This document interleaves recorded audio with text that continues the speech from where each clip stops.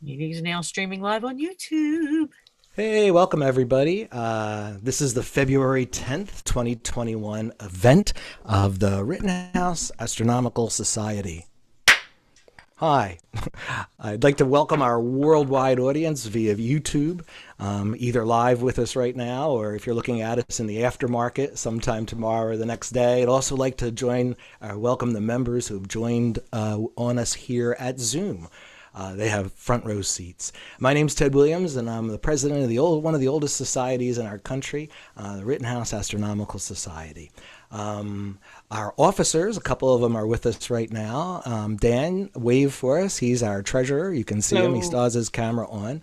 Denise is our vice president. She's our mistress of the universe. Hey ho. Lou is our social media administrator and also a member at large. Go ahead. And Ted, I'm sorry to interrupt you. We're streaming on the old YouTube channel. I'm sorry. Okay, so is that okay? Up to you. I can move the video later. I just wanted to let you know. Do I have to change the video to another channel, or I don't know if I can?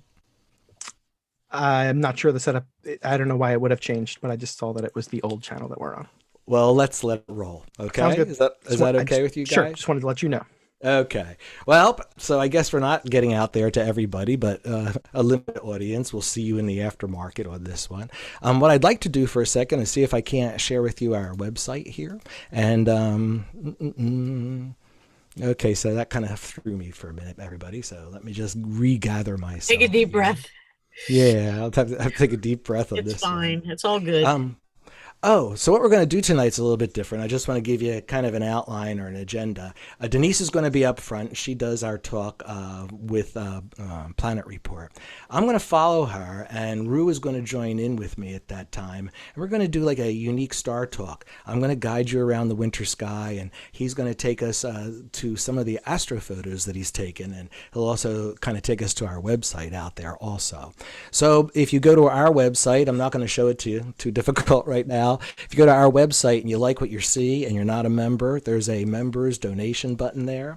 And also at the very top of our website, if you look there, there's something that says contact us. If you contact us right there, that'll take you to a donation page. And like I said, you don't have to be a member to support us, but we certainly would welcome you as a member also, especially in this time when we're reaching out kind of virtually.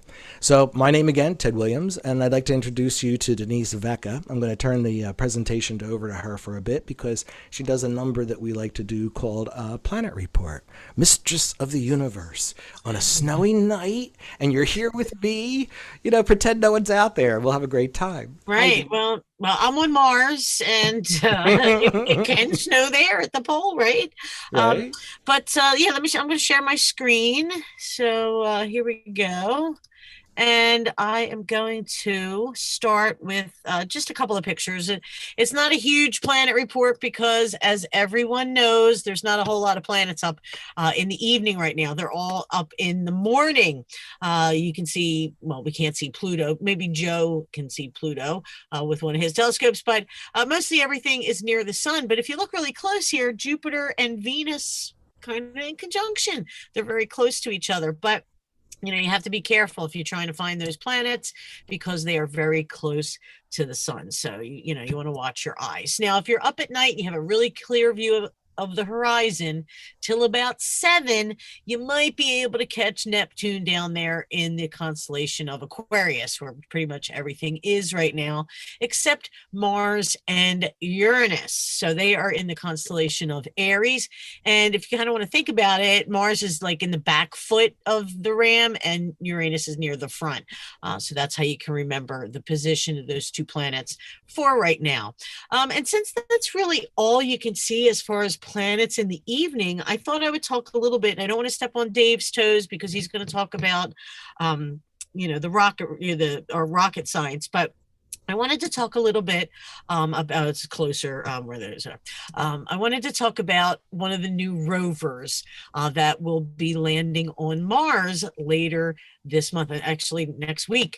So it's called Perseverance, and Perseverance is a pretty cool instrument that's going to look for, it's going to look at geology, astrobiology, it's going to collect samples, and it is also going to be looking for preparing the way for humans to eventually go to Mars. So we can see where it's going to land. It's going to land kind of in between where Spirit and Opportunity, like almost right in the middle. And I was wondering where that was. So I like this picture because it shows us it's kind of like on the opposite side of where Mariner Valley is on Mars. So it's on the other side of the globe from the side that we're used to seeing with that canyon.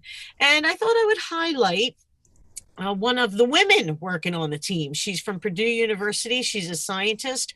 Her name is Brianni Horgan, and she is interested in looking for life. And she was one of the people that actually helped decide where the rover was going to land, which is going to be in a spot called Jezero Crater. Now, I looked into this to find out what it means, and Jezero actually means lake, because where this area is an old lake, and you can actually see this is the blue circle represents the landing spot. It could land anywhere in this area, but this is where we want to look for great signs of life, because there used to be a giant lake and a delta there. If we zoom in, you can actually see, I don't know if you can see my cursor, but this area looks exactly like deltas that we see on Earth. For example, here is the Nile Delta, which the Nile River goes into the Mediterranean Sea. So this is a perfect place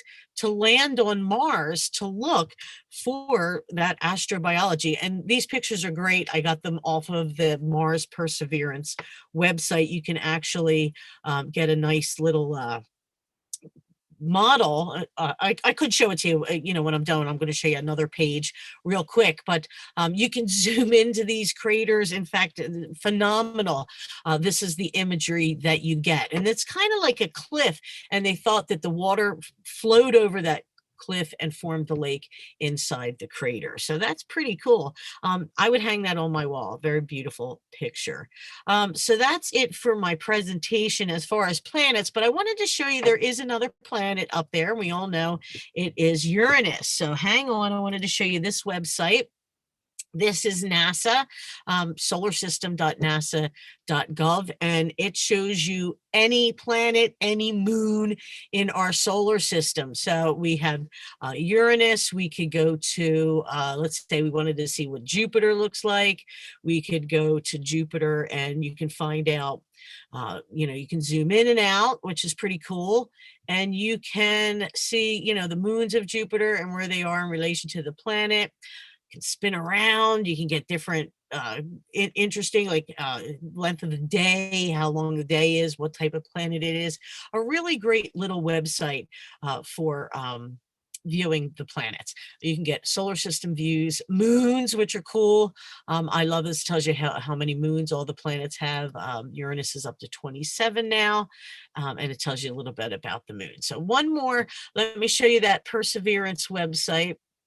And that would be show my favorites.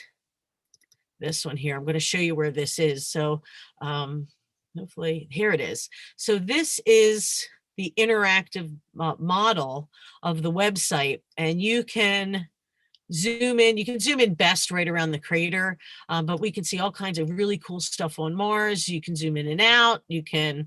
I haven't gone as far as, because it doesn't run super great in Safari. So I think maybe in Chrome or maybe on a PC, it would work a little bit better, but you can go to different locations, and it's just a really fantastic software. And there's a ton of information about the Mars rover. So if you're interested in what's going on Mars, this would be the place to check out. You can drag it around. It's a lot of fun. I know we were talking about moon globes last time. So here's a freebie one on Mars. So don't underestimate NASA's webpage. They have a lot of cool stuff. Once again, this is one of the greatest. I'm sorry to keep dragging it around like that, but I just wanted to show you the detail of how amazing this software is, that you can really zoom in and see where this rover is going to be looking around on Mars. So hopefully they'll find some life there, and they'll pave the way for us to get there as well. So Mars, Uranus, Neptune. If you're out right before about 7 o'clock, by 7:30, it's gone. And if you can, if you're up in the morning and you can stay away from the sun, you got the, Jupiter, Saturn, all those planets in the morning, Mercury, and even Pluto. So there you go. Just a little bit of a planet report, because not a whole lot of planets to report, but hopefully it'll inspire you and get you excited about the Mars rover, because I sure am. So we'll talk about more about that next month. Thanks. You're muted, Ted. Thanks, Denise. You're welcome. You remind me of the Hayden Planetarium. I miss the planetariums because we had probably the most advanced imagery of Mars, and Carter would fly us all around, and we'd actually check them out. But you did pretty darn good. I'm looking at it at a big screen right here, and the visuals look really nice. Oh, they're amazing. Yeah, Thank you. very pleased with that site. So it's just the Mars person. Just do a search for Mars Perseverance in the NASA site, and it'll give you, links to go all over and find all kinds of cool stuff. Your imagery reminded me to say something to our audience for the next part of the presentation. Thank you, Denise.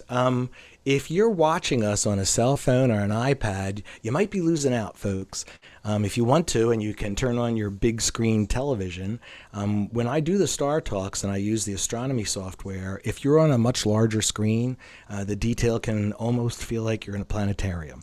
So if it doesn't happen tonight, just keep this in mind for future reference. And here's a good heads up. If you can hook your stereo, your audio system into, whatever you're using for Zoom, if you have a high fidelity system hooked up to your computer, next month would be the time to totally use it. The other thing would be if you have, Dan, some really high-end headphones. If you have some high-end headphones, you might want to use them next month too, because our maestro, Stephen Greco, has said that he had actually engineered parts of that music piece for use in headphones. So treat yourself to the full exposure, everybody. You could be watching us on a big screen in your living room. Also, you could be listening to us in that high fidelity sound, and hopefully some of you are. I'm going to switch over because Rue will be joining us momentarily, and maybe Dan poke me in the chat room or something when you see him in there. What I want to do is switch over to our screen because I wanted to start off a little bit of a star talk. I didn't do it last month, and I'll tell you something.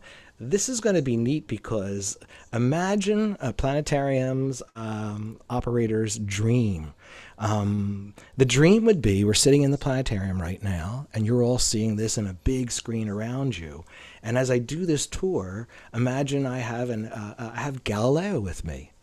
Now, I didn't pop this on Rue, so he'll be kind of shocked when he comes in. But for those of you who know how to celebrate Galileo, what he really started to propose during his lifetime, which everybody thought he was mad for, was that he said that you could extend the human senses, that you could hear better than the human ear can with technology, you could see better with the eye. And he was convinced that by looking with these finer senses, you'd unlock some of the mysteries of the universe, which is exactly what he proceeded to do when he was looking up there at Jupiter. But Galileo is always remembered for, the moons and some of the drawings that he did, and the father of the scientific method. But the real genius here was his ability to insist that the human senses could go farther and that we could learn from that. So take a look at the sky in front of you, and the green line that's going up and down is a meridian. This goes from north to south. And how we'll arrange this talk is I'm going to go basic and get more and more in depth, and as Rue jumps in, we'll get even more in depth. I'm looking north and south, and I can see that meridian over top of us. And the yellow line that goes across the map here, that's the ecliptic path. Notice that the sun is on it and Mercury's on there. And notice I'm in April. So let's jump back here for a second, and I want to go back month by month. And what I'll do is I'll go through a sunset. So we're in February. 4th will be close enough for this one. And let's let the sunset go down. Do a little bit of daily motion here. And again, that's an illusion. And if you look about the time now, 4th, 5th, 6th, 7th, take a look at that giant asterism that's coming up there on the south. That's the winter hexagon or the winter circle. Some of our art teachers in school would call it the color wheel because it's probably the most colorful stars that we have out there. And what's interesting is it dominates the entire sky. But here's the catch. When I talk with people all the time, I always talk about the winter and the summer triangle. Now, if you're in town, the winter triangle might be all that you can see, and it consists of these three bright stars. Sirius down the bottom here, Betelgeuse over here on Orion's shoulder, Procyon. Put the three together, and that's your summer triangle, or your winter triangle. And the reason I think people are looking in a different spot is because this is really a lot different than the summer triangle. Look at how high it is in the sky. Now, that meridian, do you see that thing that comes in at the top where it says zenith? Well, if you look at this and I were to set a grid up over top of this, you're going to notice that with the grid on, Orion, or this winter triangle, Sirius, Betelgeuse, and Procyon over here, they always stay within, that would be 30 degrees, 30 to 60 degrees from the horizon. They're in the middle third of the sky, and that's as high as they get. Now, here's the catch, everybody. If you see the summer triangle, it's a lot different. Here we go. Let's go month by month, and we'll come around and take a look at where the summer triangle falls. And if you look carefully, it's way up there at the top of the sky. It's over top the zenith. So for those of you who are in city skies, and if you're in my New York audience right now, summer triangle's easy. I mean, you're living in canyons, basically, when you look up, and you can see that summer triangle. When I tell people about this winter triangle, I think that's where they look. They look high over top of their heads to be able to see something like that. But if we go back to winter and you take a look at it, it's only about, let's say, in the middle third of the sky, and that's when it's highest. Most of the time, it's over here in the southeast, or it's over there in the southwest. So if you're confused between the winter and the summer triangles, I think I've got good reason to. The summer triangle stands out. It's kind of the brightest stars of the entire Milky Way in that region. But the winter triangle, look at all of its competition. That giant hexagon that's right there. So let's take a look at that color wheel, because these are the most famous of our winter stars. And as a planetarium director, I'll be honest with you, I always looked forward to winter. It was the easiest sky. There's so much to see and play around with. Well, you get to spring over. Well, anyhow, if you take a look at the bottom, you have Sirius down here, brightest star in our sky, white to most people in their eye, Rigel, a bluish-white color to it, down over here, another bright star. And again, there's illusions happening all through here. Sirius is close, and it's really, really bright, but Rigel, it burns brightly, so it looks close, but it's really not that close. It's further out there. If you look over here at, not the Hyades, but let's get Aldebaran. There we are, a ruddy red star, really easy to see in the night sky, easily confused with Betelgeuse in the center of the circle, Denise's favorite star way over top of us, Capella, beautiful yellow color of our sun, multiple star system up there, and over here, Castor and Pollux, our twins, are high in the sky. So Castor and Pollux, they're part of our solar neighborhood. They're within about 50 light years out, 48, 50. They're at the edge of what we would call our solar neighborhood is. Sirius and Procyon. Procyon's like a steel yellow color. That's in our solar neighborhood too. But Betelgeuse at over 500 light years away, well, it looks close, and that's because it's much, much larger than our sun. I think it's on the order of 60,000 times brighter, the way it's burning. So you get this amazing three bright stars at the bottom. But if you get lost and you don't find the winter triangle that easily, I think I've just given you a good justification for, how it's so easy to get lost. So let's try a little bit of a tour. I don't see Rue out there in the background yet, maybe.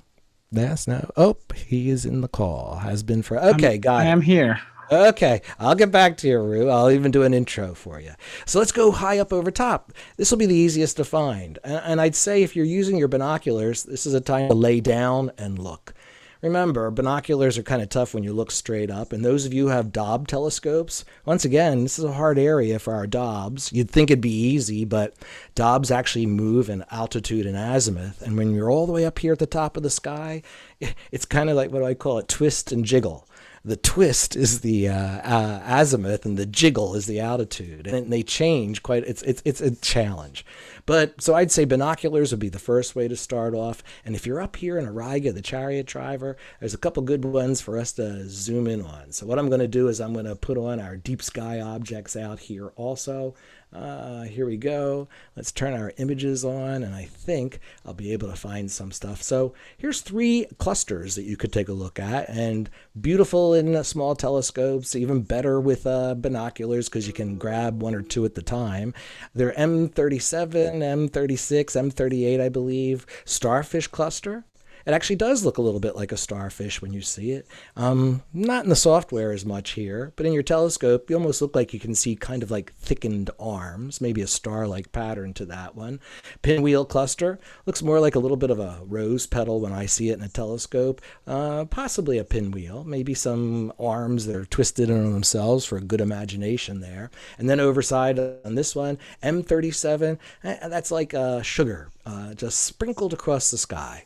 And they're really different. These are 3 clusters, 3 open clusters. 2 of them have some type of, look like some imaginary structure to them. M37 being totally different. So here's your challenge, everyone. These 2 right here. Starfish cluster, pinwheel cluster. If I were to measure the direction between them, so we measure from, come to the pinwheel, that's a 2-degree difference. So a 2-degree difference, that's pretty good for binoculars. Even like, I'd say 12 power up to 20 power, you'd probably be seeing about 2 degrees. If you can get down to like an 8 power in your binoculars, you'll be able to see about 6 degrees. Pardon me. So these 2 are really good because you can catch them both together in a pair of binoculars. And M37, you'll know when you get it because they kind of all line up with each other there. They're easy to find your way across. Again, though, you're kind of laying on your back to look out there. And if you follow them down, and this is almost 2 binocular fields away, it's a little bit of a jump, but you got to like move down, and you come down to M35. And you can cheat here because M35 is right on the edge of the Milky Way. So when you start to see all these stars, actually Auriga's in there too, but when you get to the edge of that Milky Way area, M35 is another open cluster of stars that's out there. This one's really easy to pick out if you're in Center City. You should be able to pick it out with a maybe 6-inch mirror, or you probably even get away with a 3-4-inch refractor down in there also. But M35, really easy to see only because it's so high up over top of us. And then you take the journey of the footwalk. You go down where the foot of the twins are. And we have these feet here, and in your binoculars, it's actually easy to kind of follow these. You can grab these stars. If you look at these stars here, that could be a foot, and that could be a foot. You might see that one as it also. But it is kind of easy to find them in binoculars and move your way across the sky. You're coming down now through those other 2, but this is where a telescope is really going to help. And that's because the telescope would be able to show you a lot more detail. This area, this Christmas tree nebula that you see here, is a big disappointment in binoculars. You can barely see a couple of those bright stars that are there. And that's about it. And as far as seeing any nebulosity with binoculars, it's just not going to happen. But take a look at the area that we're in. We're in Monisaurus, I believe, up in New York. And if you look at it carefully, that's the secret constellation of the sky, everybody. Nobody knows that Orion has a unicorn along with his 2 hunting dogs, Canis Major by Sirius and Canis Minor.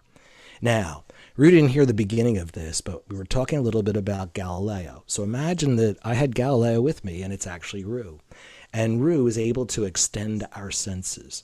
So the reason Rue's here, and I'm going to build up a little bit of intro. Rue, this is a little bit different. Some of our members met you at our Astronomical forum. In fact, they were quite excited to talk with you again, and that's why you wound up here at our meeting tonight. Rue has actually we bumped into him at Cherry Springs. And he was a member with us years ago here at Rittenhouse, and the amazing array of telescope gear that he had purchased, and then his ability to share with us some of the things that he sees have just been mesmerizing. So I'm going to turn it over to Rue, but I want to give a shout out to a mentor that both Rue and I had, and that was Jerry Rodriguez.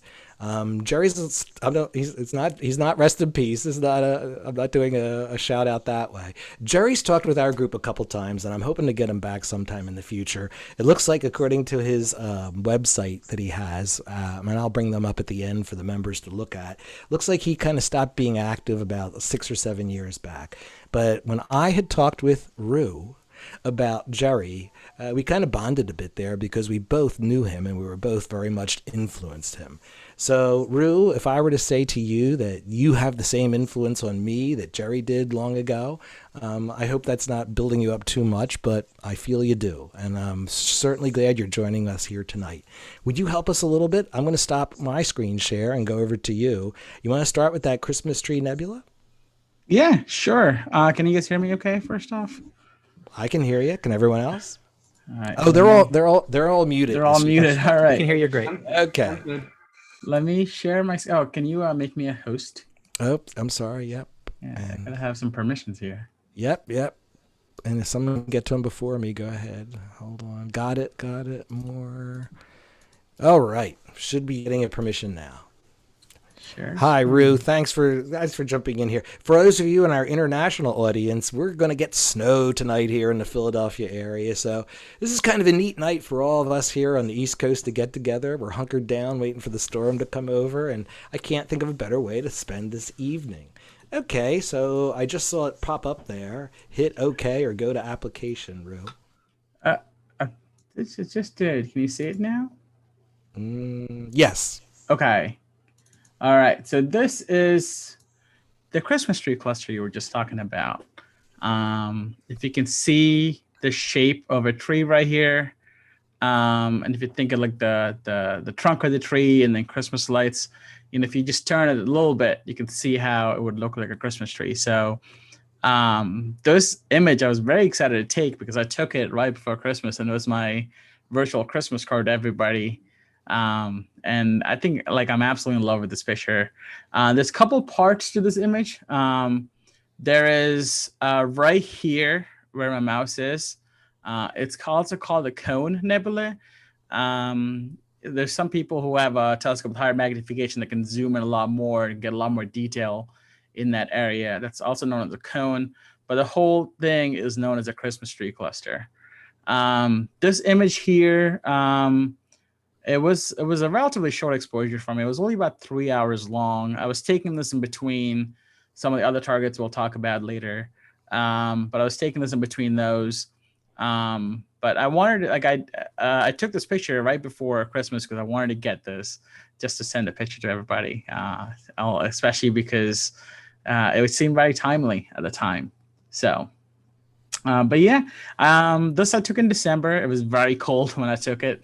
Winter astronomy is beautiful, but it's very, very treacherous sometimes.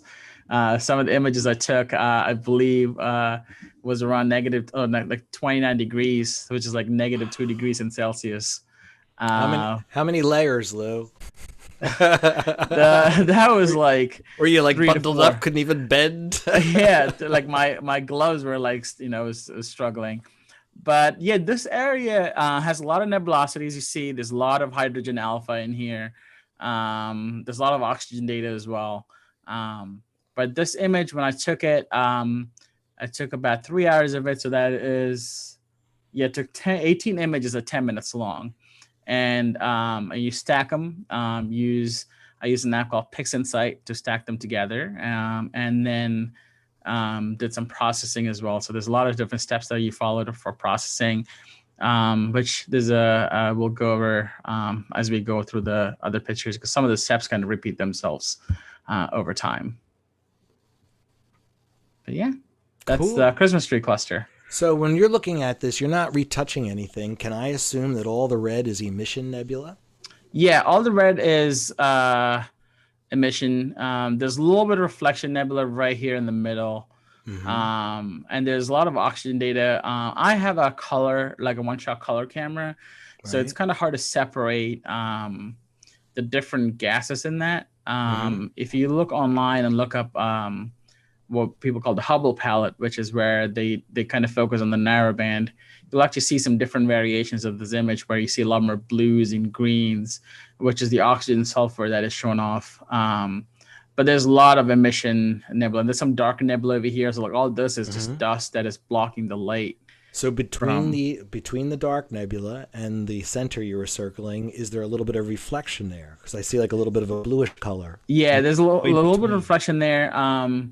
To the At least left that's, there, yeah, right in that's the my center. Yeah. yeah, that's my understanding of it. There's a little bit of reflection there, Okay. but it's mostly emission. Yes. Okay. Yeah. Cool. How long do you have to do the processing work afterward? This one, I was actually relatively quick with this one. This one took about maybe 40 minutes of actual processing. The stacking takes a little while sometimes. It takes about just around 30 to 40 minutes to stack everything. But this was about 30 minutes, I would say. I was trying to rush with this because I wanted to have a Christmas card. Some of the other processing I've done, and this one, as you know, the one thing about astronomy is it's never like you're never done with getting images. Like I can next year, I can get another 10 hours and add to it. And I can keep doing that till the end of time. There's a Like you can tweak it forever. Yeah, and you can add more data to forever. And as I get a better camera, a better telescope, I can add to it and get better and better data and get better. And as I get better processing as the time goes by, Right. I can always get better. So so this was a short image. It was only 3 hours long, but I still think there was a lot of detail captured. It was almost a clear. It helped that it was a new moon weekend as well, so there was only Right. Right. like a 1% illumination from the moon, which helped as well. So Okay. Okay. How about you unshare your screen and I'll take them down a little bit further now. let's let's go. Let's go. I think you did. All right. Let me see if I can find this now on mine. Oh, you know what? Help me out, anybody in the background. I got to unhighlight Rue. I can't find. There's a lot of people here tonight. Got Thanks it. for all coming out here. Okay, thank What do you you. mean on highlight? Oh, okay. That's You're it. all Oh, set. no. Okay, because I couldn't get to my screen on that one. We learn as we go along, everybody. Okay, so we left off right there at that Christmas tree nebula, and I said to you, don't expect to see that with a pair of binoculars.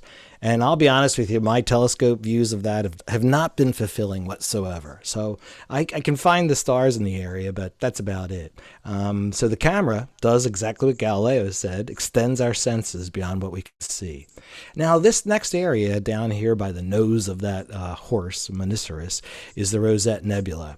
And I could say come down from above, but actually, I found a better way to find this. If you come over here to Orion's head, most of you can see that. It's pretty easy. It's a couple stars in the nighttime sky.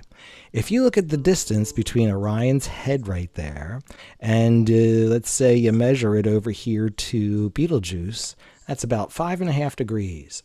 So any of you who have low power binoculars, 8 power or 10 power, you can see about a 6-degree swath of the sky. So in my low power binoculars, I actually make paths up. So this path starts right at Orion's head and takes us over to Betelgeuse. And here's where the path gets a little bit into the scruff. Got to make it from Betelgeuse all the way over there to the Rosette Nebula. Well, in your binoculars, you'll start to see there's some faint stars out there.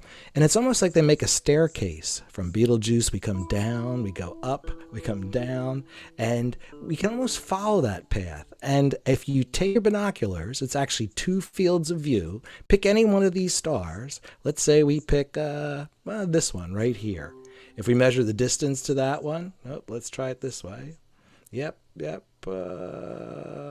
Selection. Oh, come on, selection. Measure the distance. Here we go. If we go from there to there, you're talking about 3 degrees, a half a field of view. Come over here, that would be 6 degrees, right about there. And then nudge your binoculars a bit further over, and there's that Rosette Nebula. So let me do something here that's a lot better of a look. No, come on, images, be gone. Because that's what you're going to see when you look up there with your binoculars. And it's easy to trip across it. I mean, it's easy to see this one, everybody, because it looks kind of like the 6 on a dice cube. It's elongated a bit, but it easily stands out that way in your telescope. And that might be all you're able to see. If you get in a little bit closer and you magnify the view, you see a few more stars. It does look a little bit more like a cluster. It actually tends to lose the dice cube appearance when you magnify too much. But now, let's switch back over to Rue on this one, because he can give us a little bit better view of what we're actually seeing there. Want to give it a try, Rue?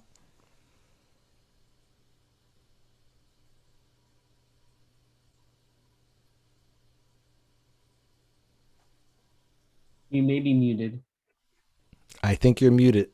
I was muted.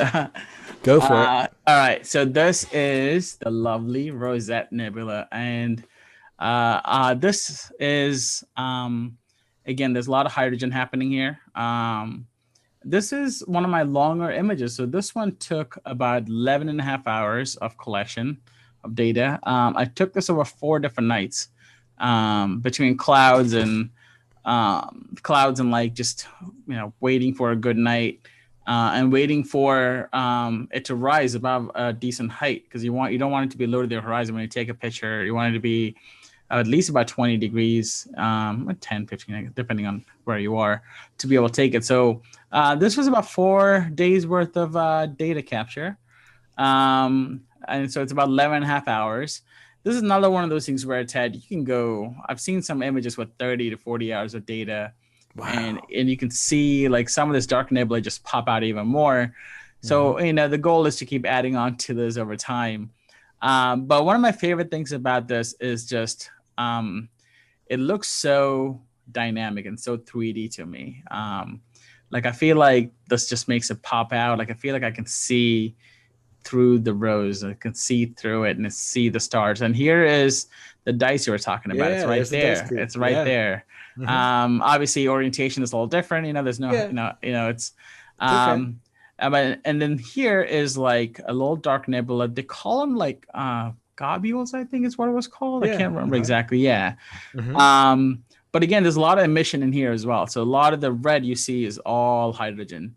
The lighter areas, there's a lot of oxygen data in there. And that's what the blue, some of the blueness in here is oxygen reflection. I was able to extract the data out of the oxygen data from the images, and I was able to separate those and kind of process a little differently to make the blues pop. Right.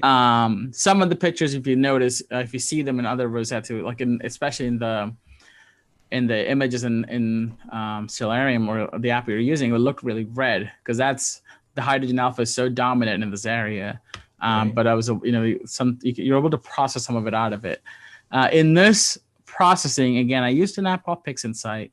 I had over 100 different frames between 5 and 10 minutes, depending on the night and depending on the filter I used to stack.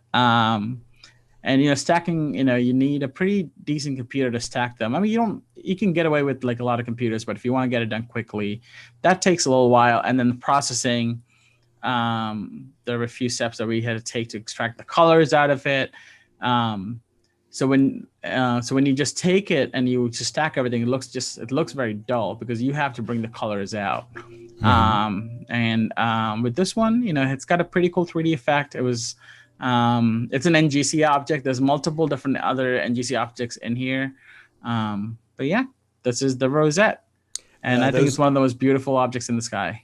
If my understanding is correct, those globules, that's where a star formation is taking place. At the very tips of those. And it's the stars that can somehow escape from those globulars and get away from all that activity that might develop planets. Am I right in my understanding, too, that this is a star cluster in the foreground and a nebula in the background? Yeah, a lot of people call it the right in the middle, like the NGC 244 designation I have typed in here is towards the cluster.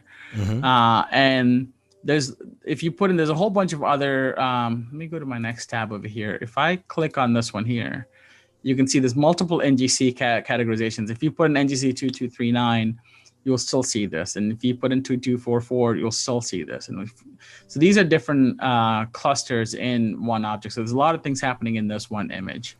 Is this your picture with those labeled, or is this a software? So this is the app I use called PixInsight to process it. And it actually has an astrometry feature where you can actually it'll label it for you. Like plate solves. Yeah, exactly. Yeah. If you give it the right coordinates, it'll actually find a matching star pattern and put the labels in there for you. Yeah. Wow. Yeah, it kind of makes it easy to remember what's in there later on. I also think it looks really cool because you can see the grid. Depending on if I had a wider field of view, you can actually see a lot of different labels in one spot. But yeah.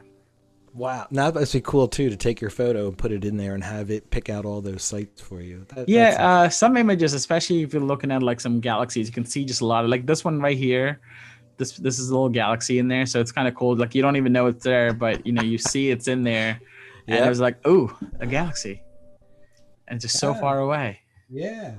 That's wild. No, Yeah. that's great. And you might not even notice that in the picture, right? I mean, Yourself. I wouldn't have never known to. I would not have known to look for it. But That's why when I you said do the this must be plates, cool. It's like treasure digging for treasure in your own pictures. absolutely.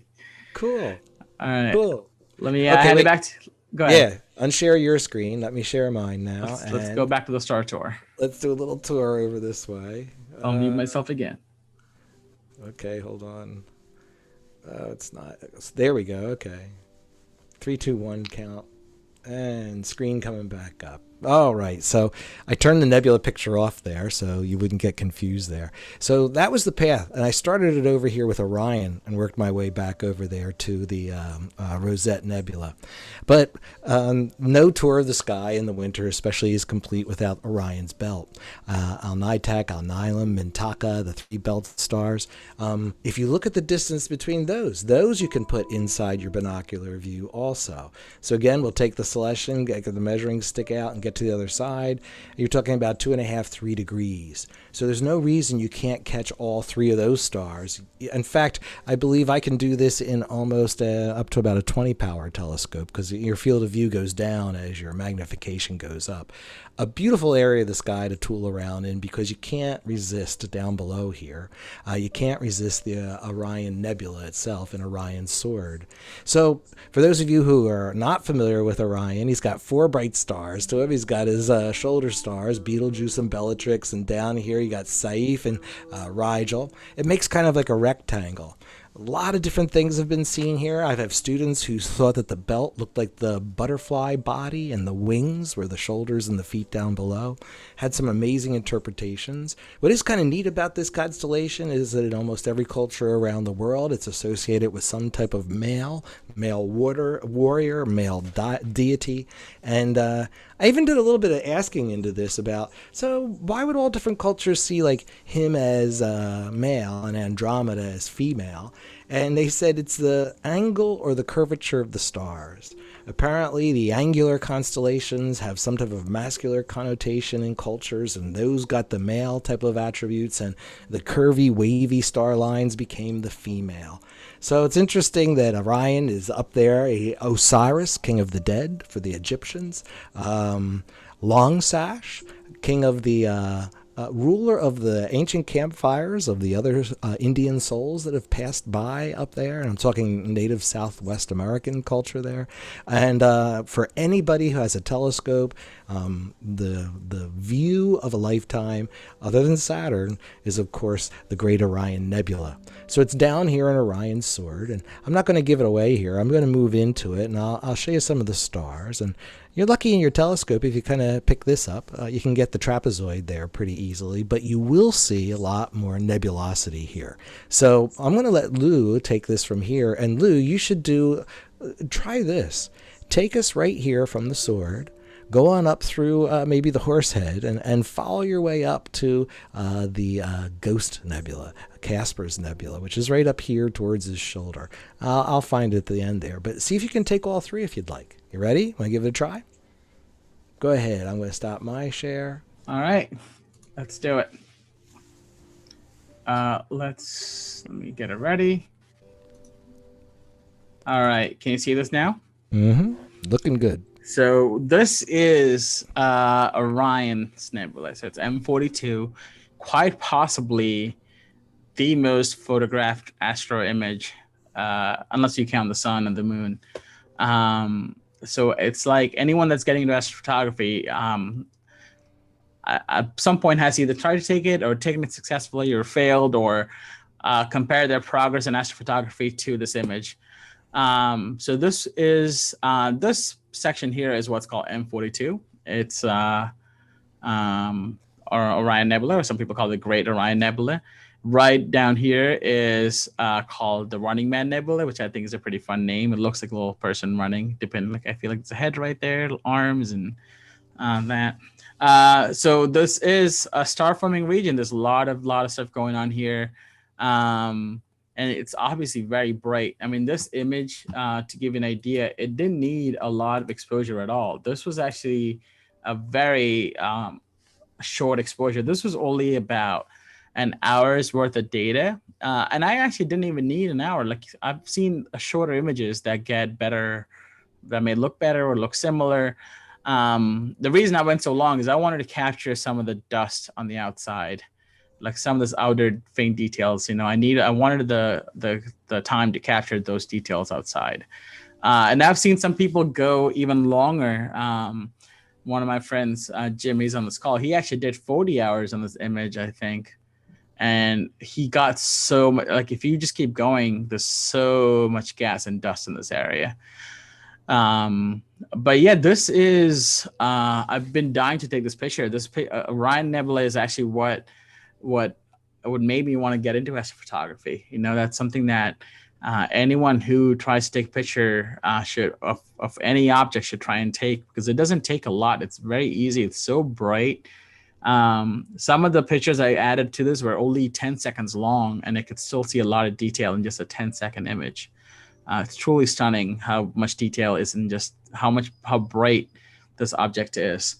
And we talked about seeing all those different labels. So this is a website called Astrobin.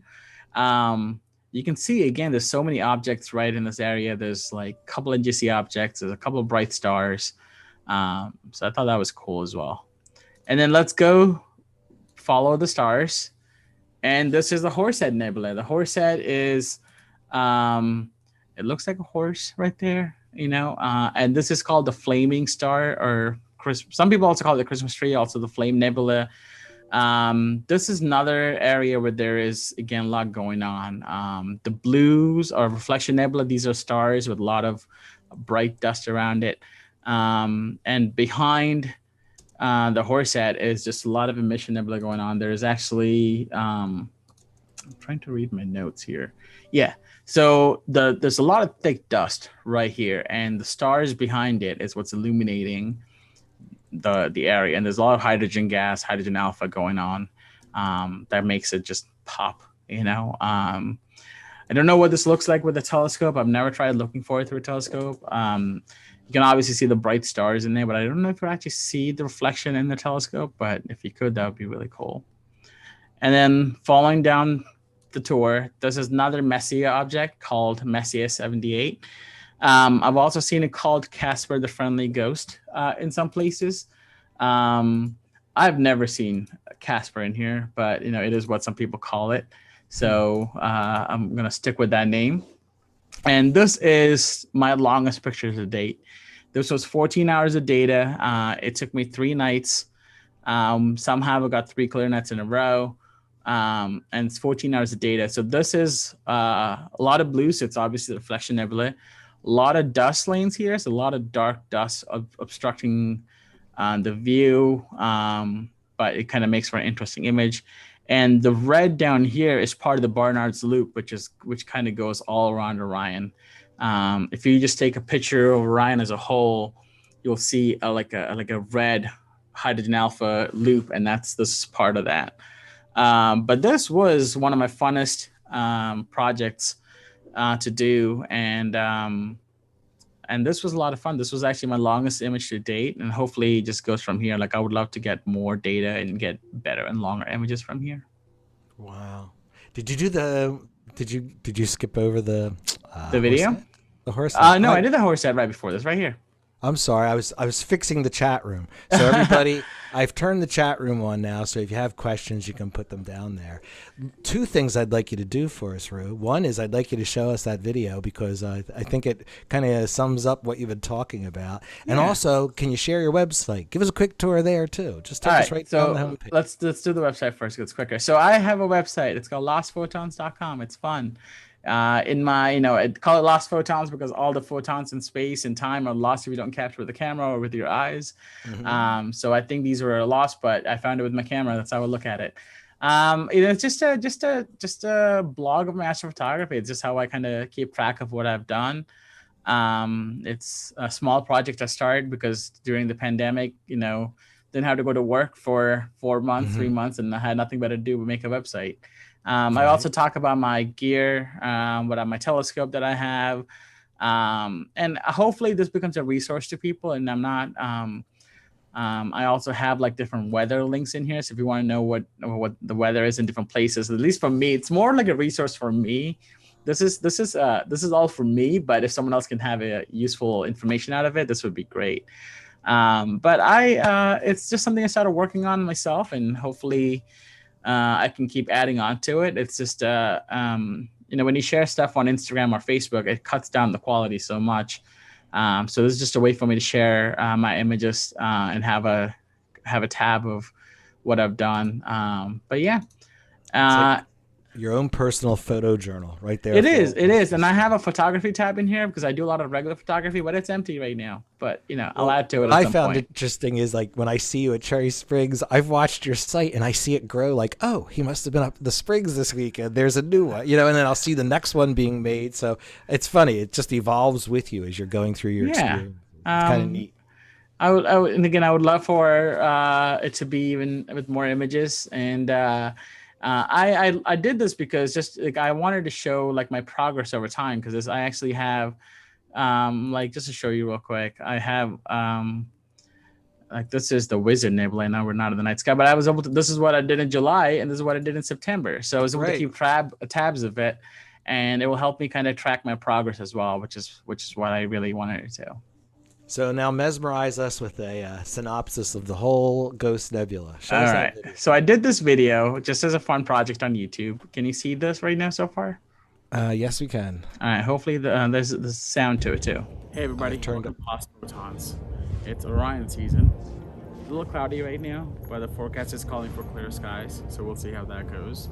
I am on day 2 of a 3-day imaging session. I'm photographing Messier 78, or called as Casper the Friendly Ghost. I don't know why it's called that because it does not look like a ghost or Casper to me. Either way, this is going to be a time lapse of my processing. I know when you watch a time lapse, it's hard to see everything that's going on, so I'll put a brief description of all the steps in the comments. Hope you guys enjoy. Take care.